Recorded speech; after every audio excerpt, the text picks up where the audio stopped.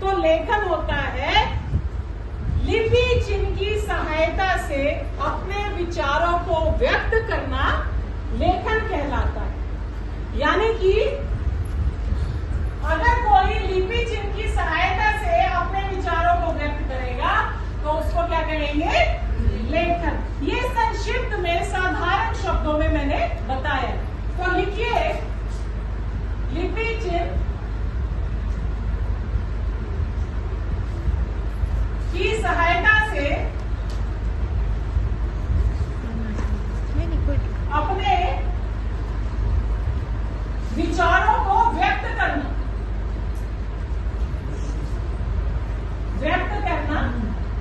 लेखन कहलाता है। ठीक है जी। अब हम करेंगे लेखन के प्रकार। लेखन कितने प्रकार का होता है? लेखन के प्रकार, सबसे पहला लेखन होता है उभरता लेखन।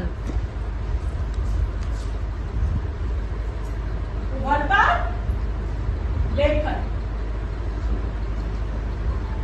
उभरते लेखन में लिपि चिन्ह का ज्ञान बच्चे को नहीं होता, यानी कि ये बुनियादी लेखन होता है जिसमें आड़ी तिरछी लाइनें मारी जाती है बच्चे के द्वारा। जैसे ये भी लेखन है, ये भी लेखन है, ये भी लेखन है, तो ये क्या है?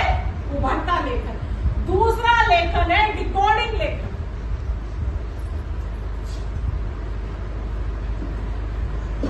रिकॉर्डिंग संबंधित लेखन।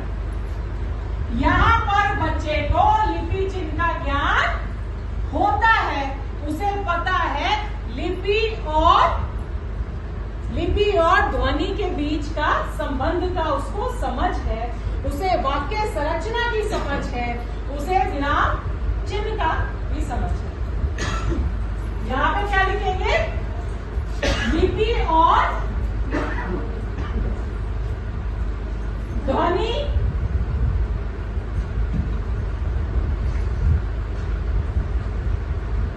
के बीच का संबंध,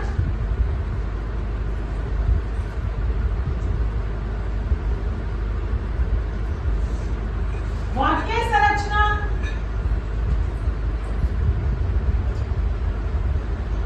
और विराम चिन्ह का भी बच्चे को ज्ञान होता है। ठीक है जी। ये होता है रिकॉर्डिंग संबंधित लेखन। अब बच्चे को पता है, शब्द पहचान हो चुकी है। अगर मैंने ये लिख दिया क, तो बच्चे को पता है इसे क्या बोलते हैं? क। समझ आया? लिपि और ध्वनि के बीच का बच्चे को अब संबंध पता है। अब बच्चा जोड़ जोड़ के बोल भी पा रहा है। समझ गए जी? लिपि चिन्ह का भी ज्ञान। ठीक है जी। तीसरा लेखन है स्वतंत्र लेखन।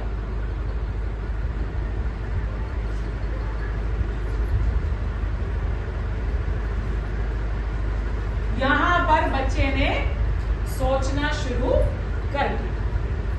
यहां पर बच्चा स्वतंत्र तरीके से अब सोच सकता है, समझता है। अब खुद से बच्चा सोचने लग गया। क्लियर है जी? तीसरा लेखन है स्वतंत्र लेखन और चौथा लेखन है रचनात्मक लेखन। जब बच्चा स्वतंत्र तरीके से सोचेगा, स्वतंत्रता दी जाएगी बच्चे को, तभी तो बच्चा अपनी रचना कर पाएगा। समझ आ रहा है? Yes ma'am. तो चौथा क्या है? रचनात्मक लेखन, यानी कि रचना कर। ठीक है जी। तो ये 4 तरीके के आपके लेखन।